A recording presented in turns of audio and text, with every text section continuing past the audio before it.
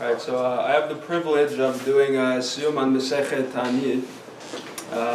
There's a very dominant theme throughout Tanit that's obviously Tefillah. You know, the whole thing with Tanit is that it's all about fasts and such. And the whole beginning of the Mishnayot, it discusses how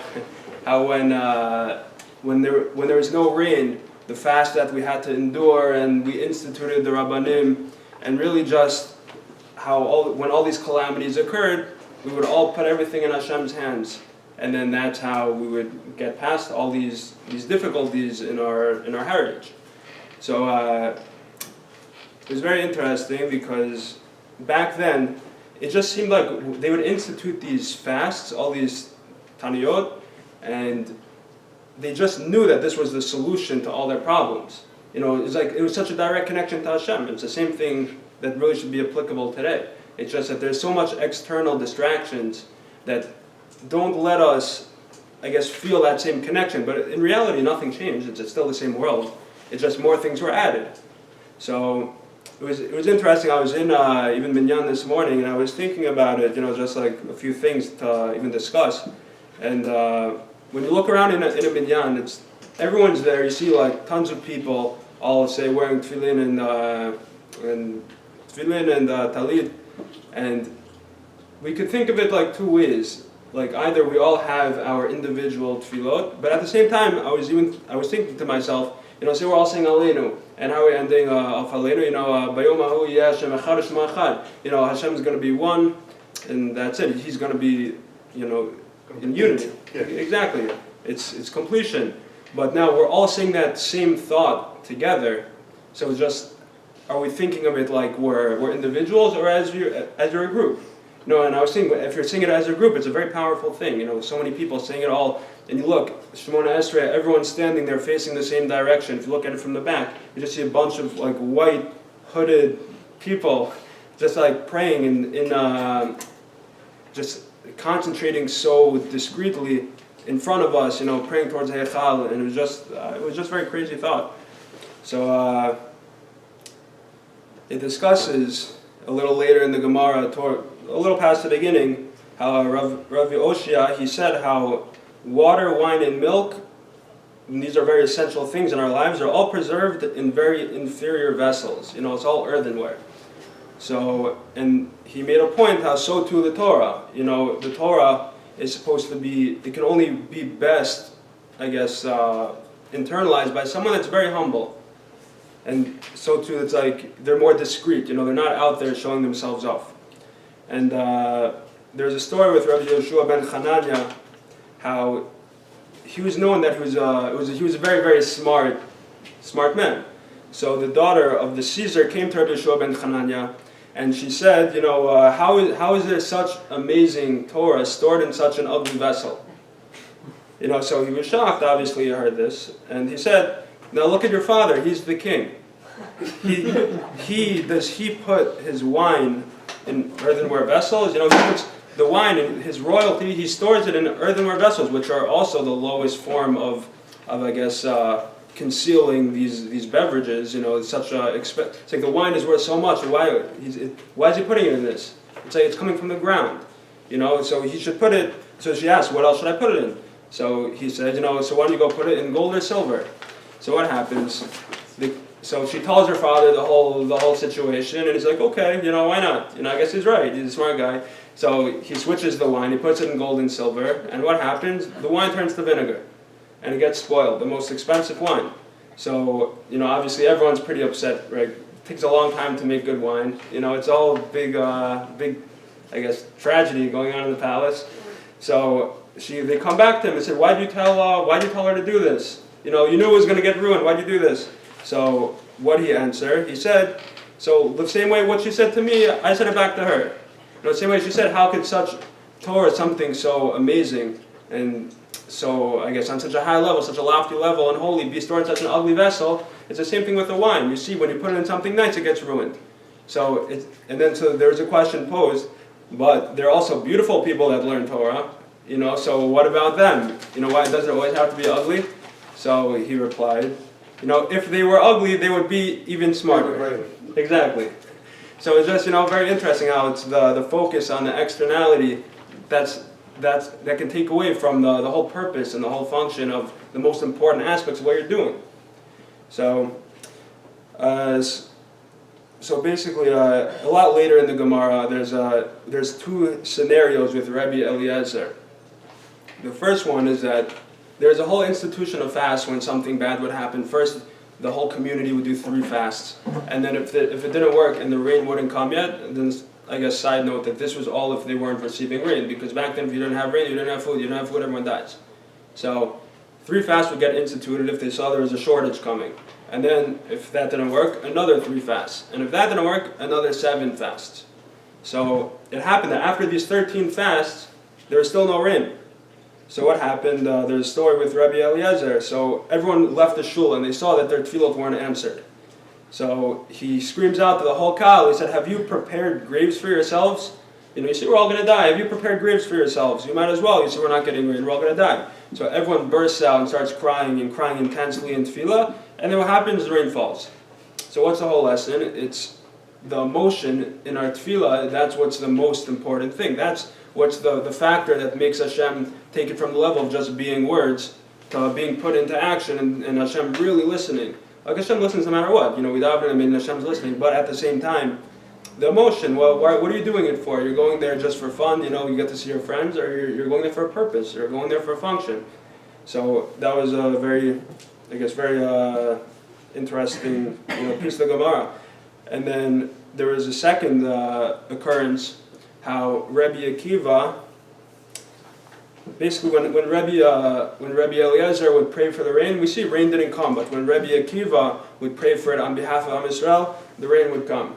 So all the Rebbeim asked a question, and the big thing also, Rabbi Eliezer was the teacher, or Rabbi Akiva was the student. They said, what, is the student greater than the teacher? That's why Hashem's answering his tefillahs and not Rabbi Eliezer. So the Rebbeim were all discussing this, and then all of a sudden a bat kol came from Shamayim, and it said, this has nothing to do with the greatness of the rabbis that are being discussed. Rather, Rabbi Akiva, he was more relaxed, and he was forgiving. He was a lot, warmer, to the people. Whereas Rabbi Eliezer, he was more demanding and he was harsh. Like we see, like the story we just said previously, he just said, okay, just dig your graves already. And so what's all that? And Hashem responds to all of us according to our personality and how we treat and judge other people. So since Rabbi Akiva, was more judging and less judging, and he was more kind to everyone, Hashem answered his tefillah first, and therefore Hashem gave to everyone, and he was being kinder. So also that was very, very, very deep. And there was a story. There was someone very interesting in the Gemara. His name was Chonia Magal. Chonia Magal. And he was known that whenever there was a big drought, everyone would come to him. And he would pray on behalf of Kol Yisrael, and then rain would usually come. That was like and there was even a situation where he drew a circle around himself, and rain only fell in that small circle. That's how much Hashem really wanted to give him rain, but if everyone else wasn't deserving, maybe they shouldn't get it. So there's a situation how there's a verse how we say, it says, Shir Malach B'Shuv Hashem Et Shivat Tzion Yikechomim. The song of exaltation when Hashem will return the captivity to Etzion will be like dreamers. So Choni Magali asked the question, captivity, we were enslaved, in Galut for 70 years. So how could someone really dream for 70 years? How does this make sense? So there was a story how Choni, he was riding on his donkey, and all of a sudden he got a little tired. So he stopped and he saw there was a guy there that planted a carob tree. So he says to the guy, why are you planting a carob tree? Carob trees take 70 years to produce, fruit. So what does the guy answer? When I came into this world, my father has planted trees for me to eat. So that's what I'm doing for my offspring. I'm going to make sure to plant a tree right now, so 70 years later, my children, my grandchildren are going to have sustenance, are going to have what to eat. So all of a sudden the Choni, he sat down after he heard this. He sat down next to the tree and he fell asleep. And it says how Adrale Mishunita, that these rocks rose around him and basically covered him up. And no one knew he was there. And he woke up 70 years later. So it was very crazy. And he wakes up and he sees there's a boy eating the carobs that were just planted 70, I guess, that he said would take 70 years. So he's very confused. He said, aren't you the guy that just planted this carob tree? He said, no, that was my father. So, so what happens? And he sees even the mule, the mare that he was riding, it gave birth to many generations, and they're all there, and it's just a whole crazy situation. So what happens? Choni, he goes back to his house, and then he sees people in his house. So he says, are you the son of Choni Amagal? So he's like, he says, his son's not alive, but his grandson is alive. Now obviously this is crazy because he's the grandfather. So what happens?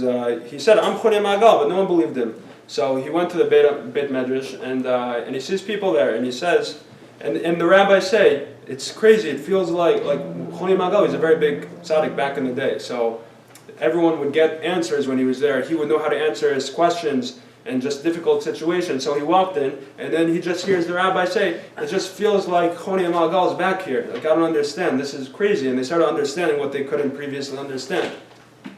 So he says, yeah, because I'm Choni Amagal.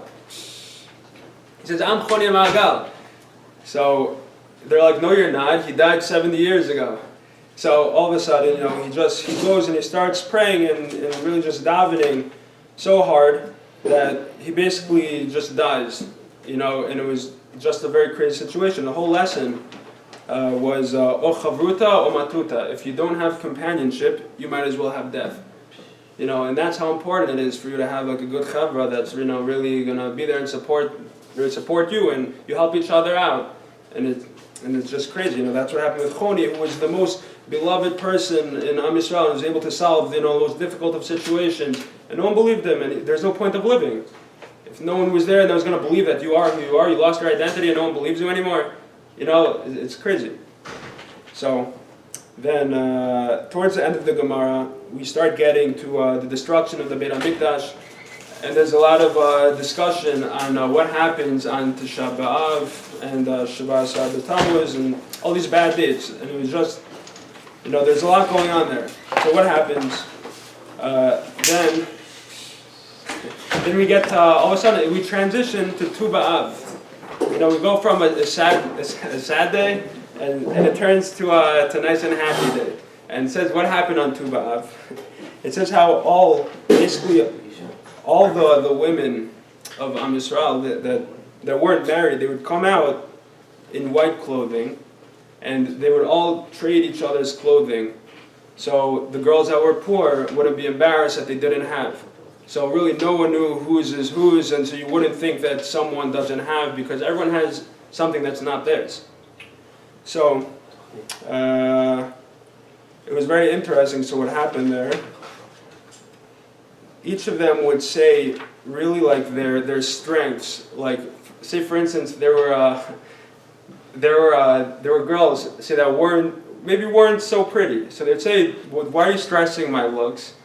Stress my heritage, stress my midot and my Torah. And then the girls that are prettier, what do they say? They say, of course, like, you have to look for beauty, you're a man. And then the girls that are from a very high lineage of Talmidei Chachamim, they're saying that's the most important thing. So I was thinking about this, like really what was going on. It was very interesting. And the whole lesson is that you really have to recognize your strengths and your weaknesses in life. And that's what you have to put a focal point on and focus on it, and then you drive with it. Because Hashem made us all different in different situations, different scenarios. We're all different people. And, Hashem gave you your strengths for a reason. And you're supposed to use those strengths to bring your light to the world. Someone's more wealthy, he gives more tzedakah. If someone's more of a Talmid Chacham, he has to teach more people. And we're all different, but we all use our different strengths to serve Hashem at the end of the day. And that's what Hashem wanted. He didn't want one type of person that's just good at a single thing. So, and similar to this, all the way at the end of the Gemara, that I'll do right now, because I didn't finish.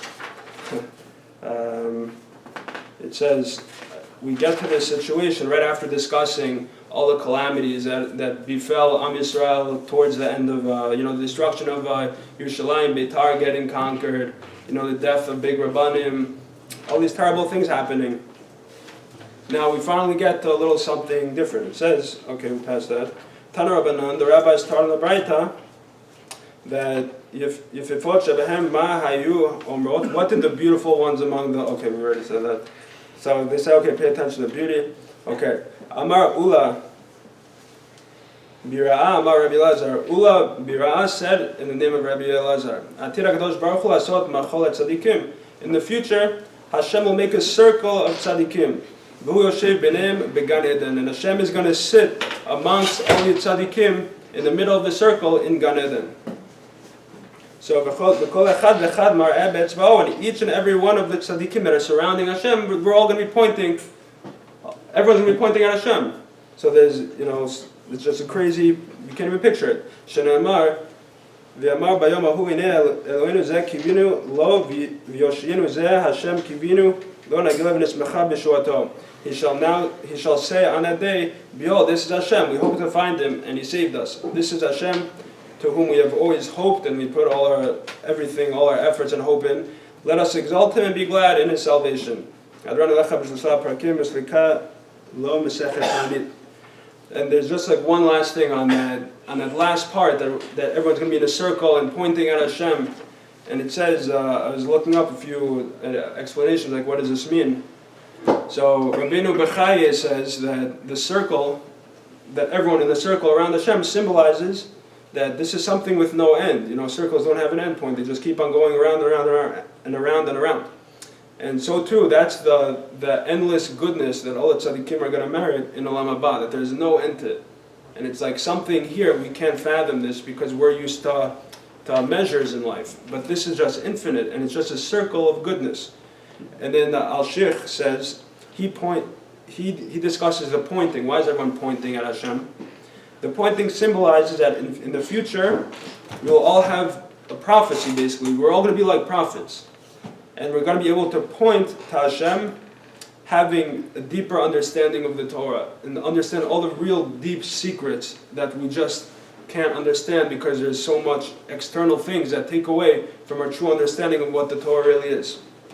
And that's Masechet Tanit in a nutshell.